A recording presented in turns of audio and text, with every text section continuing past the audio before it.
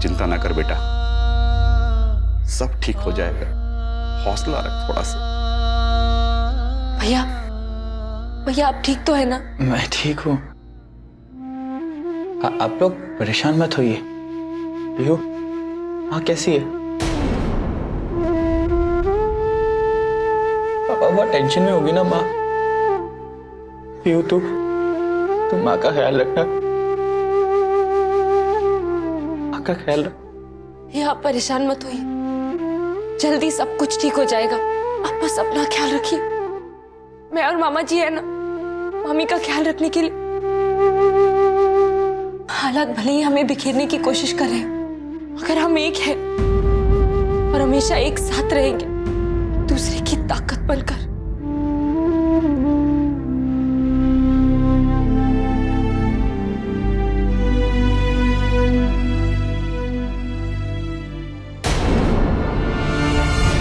Professor,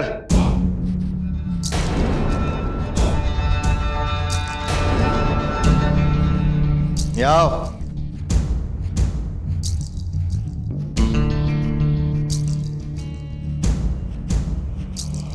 आओ, कहिए क्या सेवा करे आपकी? इंस्पेक्टर साहब, मेरा बेटा बेकसूर है। आओ बैठो, बताइए क्या बात है? बैठिए। शुक्रिया। हाँ बोलिए।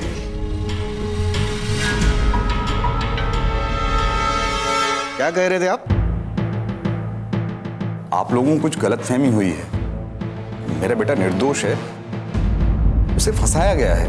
प्रोफेसर, बेगुनाह लोग अपने बैग में ड्रग्स लेकर नहीं घुमा करते।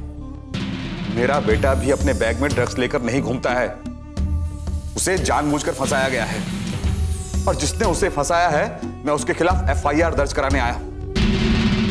आप एफआईआर दर्ज कीजिए। अच्छा, ये तो मुझे पता ही नहीं था। बताइए इसमें किसका हाथ है? इस शहर का सबसे बड़ा गुंडा अवधेश सिंह। क्या प्रोफेसर, कहीं बेटे के गम में सुबह सुबह चढ़ा करते नहीं आयो? आप इधर उधर की बातें मत कीजिए, एफआईआर दर्ज कीजिए। ऐसे कैसे शिकायत दर्ज कर ले? अरे भाई कोई प्रूफ है कि हवा में तीर मारते हो बस? प्रूफ? दसियों प्रूफ है मेरे पास। जब से हम इस शहर में आए, उसने परेशान करके रख दिया हमें। मेरे परिवार वालों का जीना हराम कर दिया। पहले मेरी बेटी को अगवा करने की कोशिश की, हमें डराया, धमकाया, आतंकित किया। और जब हम नहीं डरे तो मेरे बेटे को झूठे केस में फंसा दिया। माफ कीजिएगा इंस्पेक्टर साहब, ये कहते हुए बहुत शर्म आती है कि यहां का पूरा तंत्र गुंडों के साथ मिला हुआ है। यहां तक कि आप लोग भी। आप हमें हमारा कानून सिखाएंगे? हम लोग यहाँ पे काम नहीं कर रहे, मक्खियां मार रहे। अभी आपको पता चल जाएगा कि अपराधियों के साथ कैसा बर्ताव किया जाता है। हौलदार,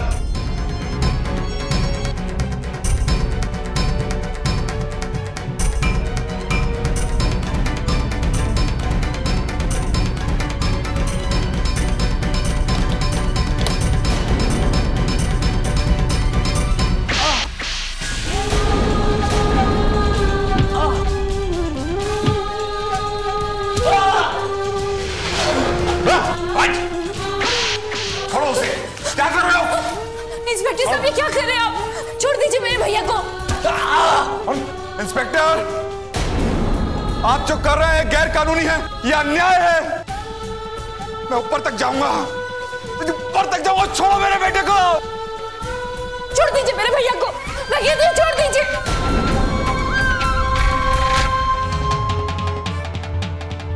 देखिए, इस थाने का इंचार्ज मैं हूं, जो मैं चाहे कर सकता हूं। और तुमने मुझे मेरी ड्यूटी सिखाने की कोशिश की तो तुमको भी अंदर डाल दूंगा, एक अपराधी की तरफदारी करने के जुर्म में, समझे? कांस्टेबल, इस बुड्ढे को और इस लड़के को धक्के मार के फेंक दो।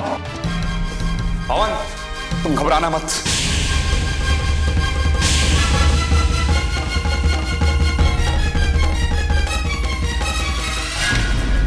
मामा जी, मामा जी, मामा जी उठिए, मामा जी उठिए। मामा जी आप ठीक तो है ना? कुछ हुआ तो नहीं? मैं एकदम ठीक हूं। ऐसा थोड़ा होता है बेटा, ये क्या अपनी मनमानी करते रहेंगे? कानून मरा नहीं है अभी, न्यायालय जिंदा है अभी। बेटा, हम अच्छे से अच्छा वकील करेंगे और अपने पवन को छुड़ा लेंगे। हाँ मामा जी, कुछ नहीं होगा पवन भैया को, वो छूट जाएंगे, चिंता मत करिए, सब ठीक हो जाएगा। हाँ बेटा, चलिए। हमारी नहीं है।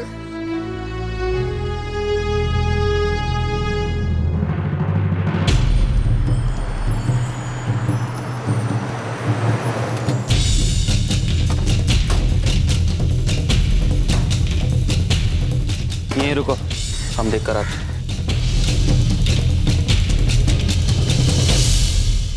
अरे भैया जी, आइए आइए, नमस्ते। आपने क्यों तकलीफ की? अगर कोनो काम था तो मुझे बुला लिया होता। लौंडा के बारे में बात करनी थी। हम जानते हैं इसको, शरीफ लौंडा है, ऐसा वैसा कोनो काम करेगा नहीं। जरूर फंसा है इसको किसी ने। छोड़ दे इसको। बंद करो अपनी नौटंकी अवधेश।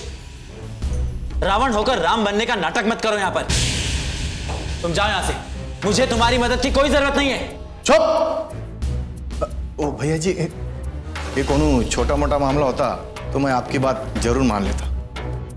इससे पहले भी माने रहे, मगर कहा है कि ये जो मामला है ना, ड्रग सप्लाई का मामला है, बहुत बड़ा केस है। हमारे हाथ में अभी कुछ नहीं है, पिटीशन फाइल भी हो चुका है। अब जो भी कुछ होगा कोर्ट से ही होगा। मुझे माफ कर दीजिए। ठीक है, हम अपना तरीके से सलट लेंगे इसको।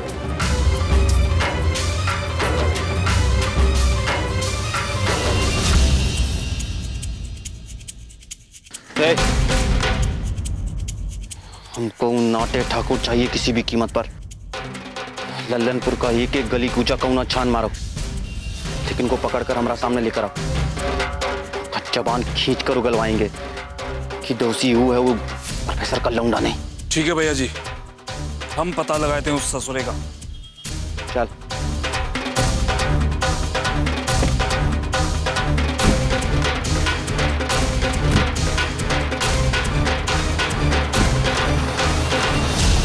सुनिए वकील साहब, वो गुंडा अवधेश मेरे बेटे को जानबूझकर फंसा रहा है, सब उसकी चाल है। माफ कीजिए, मैं भी बीवी बच्चों वाला आदमी हूँ और भैया जी के खिलाफ केस तैयार कर मैं अपने ऊपर आफत मोल नहीं लेना चाहता। मेरे पास इन फालतू दलीलों के लिए वक्त नहीं है, मुझे कोर्ट जाना है। हेलो मामा जी आप परेशान मत होइए, हम दूसरे वकील के पास चलते हैं। कोई ना कोई ये केस तो लड़ने के लिए तैयार हो ही जाएगा। चलिए मामा। माफ कीजिए, ये केस ड्रग्स का है और वैसे भी कोर्ट को चैलेंज करने के लिए हमारे पास कोई ठोस सबूत नहीं है, और ये केस हार कर मैं अपना ट्रैक रिकॉर्ड खराब नहीं करना चाहता। पर वकील साहब, मेरा बेटा निर्दोष है, उसने ऐसा कुछ नहीं किया, उसे जानबूझकर फंसाया जा रहा है। देखिए, इसमें मैं आपकी कोई मदद नहीं कर सकता, आप अपना वक्त बर्बाद कर रहे हैं। मामला तो बहुत पेचीदा है, मगर ऐसे मामले संभालने में मैं माहिर हूं। अच्छा वो आप मेरे पास आए। चिंता की कोई बात नहीं, मैं आपका केस लड़ने को तैयार हूं। जी बहुत बहुत शुक्रिया आपका। अरे इसमें शुक्रिया की क्या बात है, ये तो मेरा फर्ज है। हाँ, मगर मामला ड्रग्स का है, और वो भी अवधेश सिंह ठाकुर के खिलाफ। आप समझ रहे हैं ना मैं क्या कह रहा हूँ? जी। आप मुझे बतौर एडवांस 1 लाख रुपए दे दीजिए, और हर हियरिंग पे 10,000 रुपए। मैं आपका केस लड़ता रहूंगा।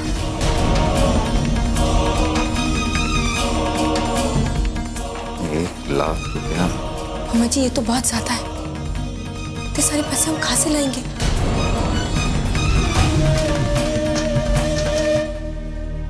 क्या हुआ, कोई प्रॉब्लम है? जी नहीं, कोई प्रॉब्लम नहीं। आप केस की तैयारी शुरू कीजिए, मैं कल ही पैसे लेकर आ जाऊंगा। आप तैयारी की चिंता मत कीजिए, बस आप फीस भिजवा दीजिए, बाकी मैं सब संभाल लूंगा। जी शुक्रिया। Thank you. मामा जी, आपने हाँ तो कह दिया, अगर कल तक इतने सारे पैसे कहाँ से आएंगे? आ जाएंगे बेटा।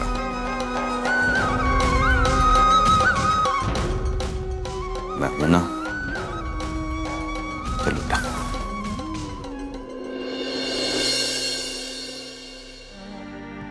पंद्रह हजार के 2 FD इन्हें कैश करवा लूंगा।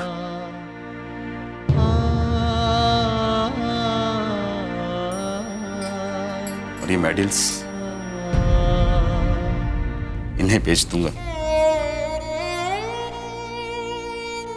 लाख रुपए तो मिल ही जाएंगे। और ममता, तुम चिंता मत करना, अपने बेटे को कुछ नहीं होने दूंगा मैं। जल्दी उसे बाहर निकाल लेंगे। नहीं जी, यही तो आपकी जिंदगी भर की कमाई है, आपकी पूंजी है ये, आपकी ईमानदारी का प्रतीक है ये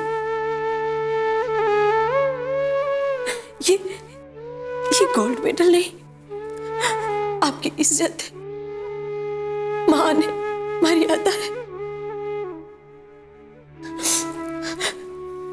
आप क्या हैं, उसकी निशानी है ये। और मैं इन्हें बिकने नहीं दूंगी, मैं अपने पति की पगड़ी उछलने नहीं दूंगी।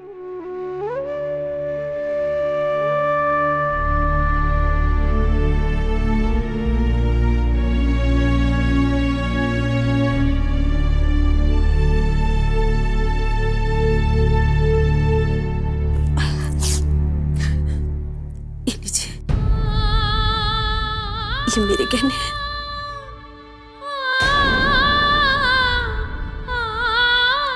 इन्हें बेच दीजिए।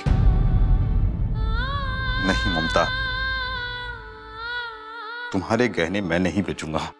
देखिए जी, जिद मत कीजिए, हमारा असली गहना तो हमारा बेटा है, आपका मान है। इसके बिना ये गहने किस काम के?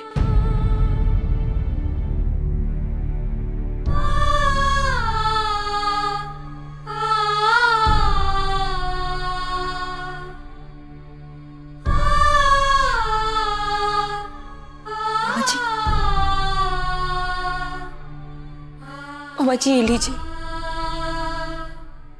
मेरी चेन और अंगूठी। मेरे पवन भैया को कुछ नहीं होना चाहिए,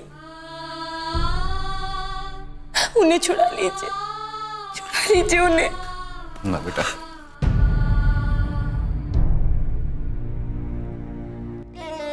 बेटा ये तेरे माँ बाप की आखिरी निशानी, मैं इन्हें नहीं लूंगा ना। मामा जी, ये जब से होश संभाला है, आप दोनों को और पवन भैया को अपने सामने देखा है। अरे आप तीनों तो मेरे लिए सब कुछ है। और ये गहने, ये मेरे भाई से ज्यादा कीमती नहीं हो सकते।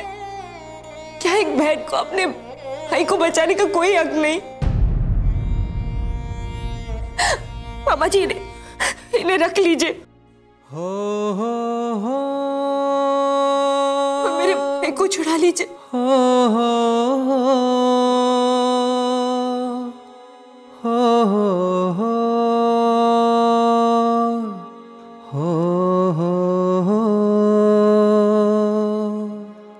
रामा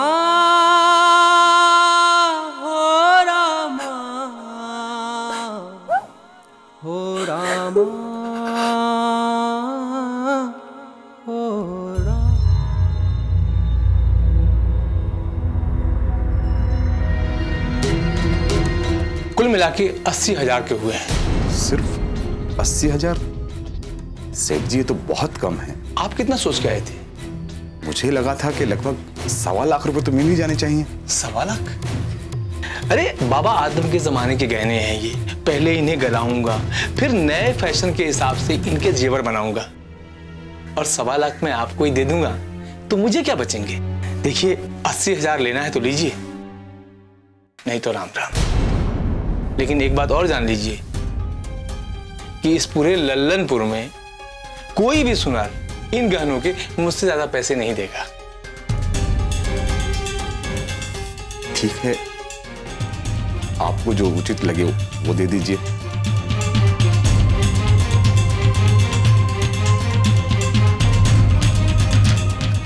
ये लीजिए, पूरे 80,000 है।